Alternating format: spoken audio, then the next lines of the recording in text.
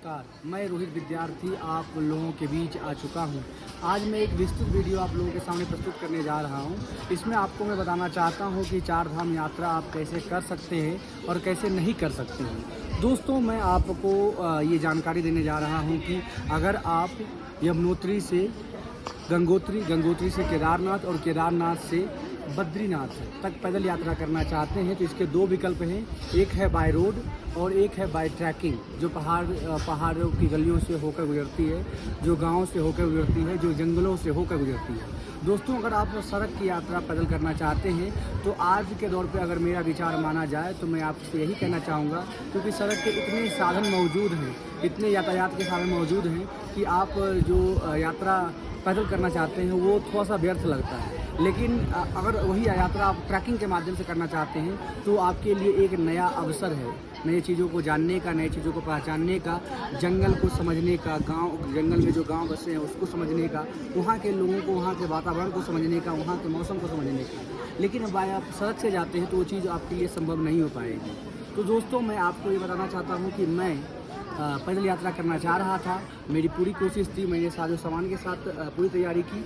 लेकिन दोस्तों, मैं आपको यही बताना चाहता हूं कि मैं बाई सड़क आने की पूरी कोशिश थी और दूसरी थी ट्रैकिंग की ओर। तो जब मैं यहाँ आके लोकल से बात किया यमुनोत्री में तो मुझे पता चला कि अगर आप यमुनोत्री से गंगोत्री जाना चाहते हैं तो एक हनुमान चट्टी 8 किलोमीटर है गंगोत्री से, वहाँ से आप जा सकते हैं। लेकिन उसके लिए आपको एक गाइड की आवश्यकता है, वो गाइड जिसे वहाँ उस लोकल रास्ते की, जो ट्रैकिंग का रास्ता है उसका संपूर्ण जानकारी हो, तभी आप ट्रैकिंग कर सकते हैं। आप खुद से 2 बंदे हों, 4 हों, 8 हों, आप अकेले ट्रैकिंग नहीं कर सकते हैं, क्योंकि जंगल में आपको किसी प्रकार का नेटवर्क नहीं मिलेगा। तो अगर आपके पास जानकारी नहीं रहेगी तो आप जंगल में कहीं भी खो सकते हैं और जंगल में हिंसक पशुओं का भी खतरा है। तो इस बात को हमें स्पष्ट समझना होगा। तो दोस्तों, जैसे कि मैं अकेले जा रहा था पैदल यात्रा पे, तो सड़क से मैं जाता हूँ तो लगभग जो यमुनोत्री से गंगोत्री की जो दूरी है 230 किलोमीटर है। गंगोत्री से केदारनाथ की जो दूरी है वो 330 से 340 किलोमीटर है और 340 किलोमीटर है। और केदारनाथ से जो आपका बद्रीनाथ की दूरी है वो है कुल 220 से 230 किलोमीटर। दोस्तों, इस प्रकार से लगभग 800 किलोमीटर का पैदल यात्रा है। जब यातायात का इतना साधन मौजूद है तो हमें कोशिश करनी चाहिए कि हमें बाई सड़क जाए और वहाँ जाके वहाँ 2-4 दिन रह के उसका अनुभव लेना चाहिए। और जहाँ तक बात मेरी ट्रैकिंग की है तो दोस्तों, मेरे पास एक अच्छा गाइड नहीं होने के कारण और जैसा कि मैं आप सबों को बताना चाहूँगा कि मैंने ट्रैकिंग के लिए इतना सारा सामान लिया कि वो जितना मुझे सामान उठाना चाहिए, कैरी करना चाहिए था, उससे डबल से भी ज़्यादा हो गया। दोस्तों, आप जब भी ट्रैकिंग करें तो आपका सामान जो है वो 10 केजी से कम होना चाहिए, ना कि 10 केजी से ज़्यादा।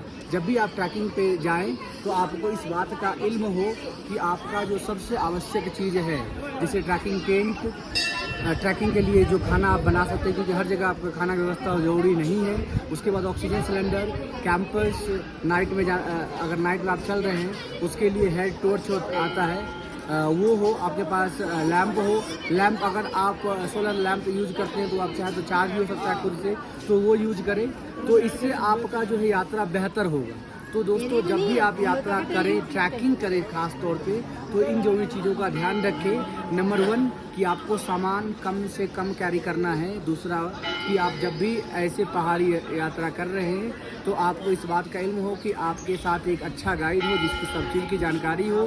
तीसरा, आपके पास अनावश्यक सामान जो होते हैं वो कुछ भी ना हो। आप 10 प्रकार के कपड़े वहाँ नहीं पहन सकते हैं। आपके कपड़े ऐसे ढीले हो, लचीले हों, जो कि आप पहाड़ से लेके, पत्थर से लेके घुमावदार मोड़ पर सब जगह पहन सकते हैं। तो दोस्तों, मैं आप सभी को इस वीडियो के माध्यम से यही बताना चाहता हूँ कि आप जब भी ट्रैकिंग करें तो इन 4, 5, 6 बातों का ध्यान रखें। और मैं अभी खड़ा हूँ, आप पीछे में मंदिर देख सकते हैं। भैया प्लीज़ मंदिर दिखाएंगे। ये माँ गंगा का मंदिर है और पीछे का ये दृश्य देख सकते हैं आप। पीछे जो है यहाँ पर ये गंगा माता यहीं से निकलती है, यहीं से गौमुख है। मैं कोशिश करूँगा कि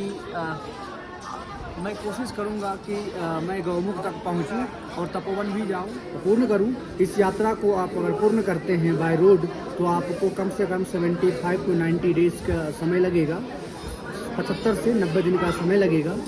क्योंकि दोस्तों ये एक पहाड़ी यात्रा है। इसमें आप एक दिन में 15 से मुश्किल से 20 किलोमीटर पैदल चल पाएंगे, क्योंकि जो इस रास्ते का ढलान है वो 75 डिग्री एंगल से लेकर 90 डिग्री एंगल तक उठ जाता है, और इस पे आपको सामान लेके चढ़ना बहुत ही ज़्यादा कष्टकारक हो सकता है। दूसरी बात यह है कि दोस्तों आप जब भी ऐसी यात्रा पे जाए, पैदल यात्रा पे, छोटी हो या बड़ी हो या ट्रैकिंग पे जाए, तो आपको इस बात का स्पष्ट ध्यान रखना होगा कि आप जो सामान कैरी कर रहे हैं, जो लगेज कैरी कर रहे हैं, वो मिनिमम हो। क्योंकि अगर वो सामान 10 केजी से आप ज़्यादा बढ़ाते हैं तो फिर आपके लिए चलना मुश्किल हो जाएगा, क्योंकि पहाड़ पर जब आप चढ़ेंगे आपका दम भी खुलेगा और आप उस सामान को कैरी करने में सक्षम नहीं हो पाएंगे। जैसे कि मैं इस यात्रा पे आया हूँ और इस पर मैंने लगभग 30 किलो सामान कैरी किया हुआ है, जो कि जब मैं यमुनोत्री से गंगोत्री की ओर आ रहा था तो मुझे सिर्फ 5 किलोमीटर पैदल चलने के लिए 4.5 घंटे के सफ़र तय करना पड़ा। तो दोस्तों इस बात को आपका ध्यान रखना होगा। और जहाँ तक मेरी बात है, जब मैंने पैदल यात्रा की शुरुआत की तो मैंने तत्कालीन जो लोकल लोग हैं मैं उनसे बात किया और उससे मुझे पता चला कि इस तरीके से आप जा सकते हैं। तो दोस्तों इस बात का आपको ध्यान रखना होगा। और जहाँ तक मेरी बात है दोस्तों, मैं पैदल यात्रा नहीं कर पा रहा हूँ पूरी तरह से, जो कि मैं इतने दिन से सोच रहा था, विचार रहा था और करूँगा, क्योंकि दोस्तों मेरे पास फ़िलहाल गाइड नहीं है अभी, और मेरे पास जो ट्रैकिंग का सामान है वो बहुत ज़्यादा है, जो कि उसका आधा होना चाहिए था, और ये ऑक्सीजन सिलेंडर जो होने चाहिए थे वो भी नहीं है। मतलब मैं यही कहना चाहता हूँ कि आप जब भी ट्रैकिंग पे निकल रहे हैं या पैदल यात्रा पे निकल रहे हैं तो आपको इस बात का स्पष्ट ध्यान रखना होगा कि क्या सबसे ज़्यादा आवश्यक है और क्या सबसे ज़्यादा आवश्यक नहीं है। इन दोनों चीज़ों का ध्यान रखते हुए आपको आगे बढ़ना होगा। दोस्तों मैं पैदल यात्रा तो इस बार नहीं कर पा रहा हूँ पूरी तरह से, लेकिन तो फिर भी यमुनोत्री, गंगोत्री, केदारनाथ, बासुकीनाथ, बद्रीनाथ, तपोवन सभी जगह जाऊंगा और आपको अच्छी तरह से दर्शन कराऊंगा वीडियो के माध्यम से। और मैं आपको ये स्पष्ट कहना चाहता हूँ कि अगले बरस मैं पूरी तैयारी के साथ इसी महीने में या इसके बाद वाले महीने में, जून या जुलाई में, अगली बार फिर आप वापस आऊँगा और ट्रैकिंग हो या पैदल यात्रा हो, इसकी दूरी मैं ज़रूर तय करूँगा और सफलतापूर्वक तय करूँगा। तो दोस्तों इस 3-4 बातों का ध्यान रखेंगे तो आपकी यात्रा भी मंगलमय होगी और आप जिस लक्ष्य को पाना चाहते हैं उसको पा भी पाएंगे। दोस्तों मैं यही बार बार आप सभी से कहना चाहता हूँ कि देश दुनिया की यात्रा करने से पहले इस भारतवर्ष की यात्रा करना बहुत ज़रूरी है। ये विभिन्नताओं का देश है, यहाँ पे हर 4 कदम पे पानी बदलती है, हर 8 कदम पे वाणी बदलती है। तो दोस्तों ये आपका फ़र्ज़ है कि अपने देश को जानें।